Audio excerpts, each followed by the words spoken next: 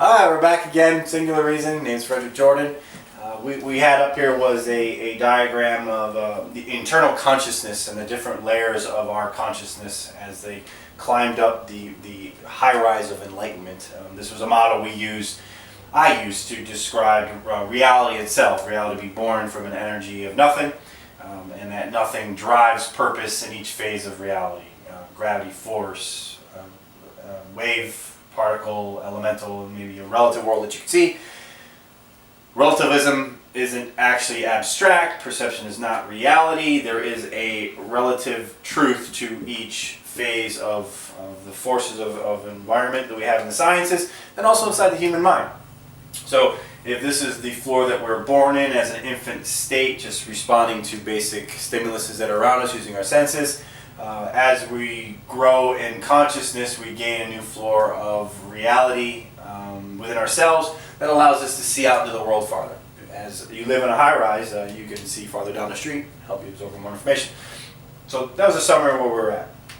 Now basically what we have here is we have a diagram of a human consciousness. Consciousness being, I guess, the next term that needs to be defined. What actually is going on here? Where are we different from a machine? Where are we different from other things that are around us, and how do we define what a human consciousness is? What singular reasoning says is that at all times we're always connected to truth. Now this is something that you can hear echoes of it in other ancient cultures, and what Plato would say in his stories with his characters and his poetry is that you never actually really learn anything. Everything you have to know is already inside you, and what you're challenged to do is to basically go unlock it, to go find it within yourself, find it within truth, and go unlock the doors to it, walk through it. That would be your goal.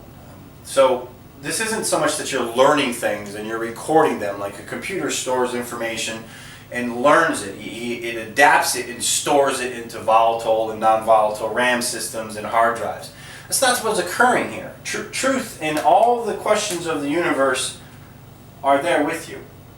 So if that is the worst human brain you could ever think of seeing. Truth is always with you. It's always there. It's always fulfilling your purpose. Now, this is always on a field of visibility.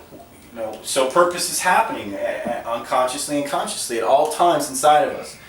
Purpose is occurring and we're breathing or moving, our cellular functions occurring to keep us alive, and purpose is happening on what we call higher functions, but in singular reasoning, they're not higher functions. They're the functions farthest from truth.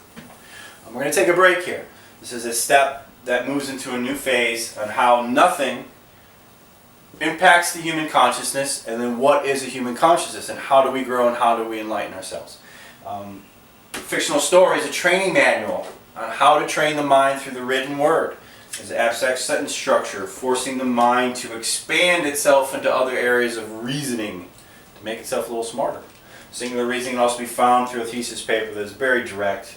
Basically gives you an outline, shows you the structure of this reality that I'm building, and then any applicable object can be applied to the structure and seen in a new light. We'll be back. Thank you much.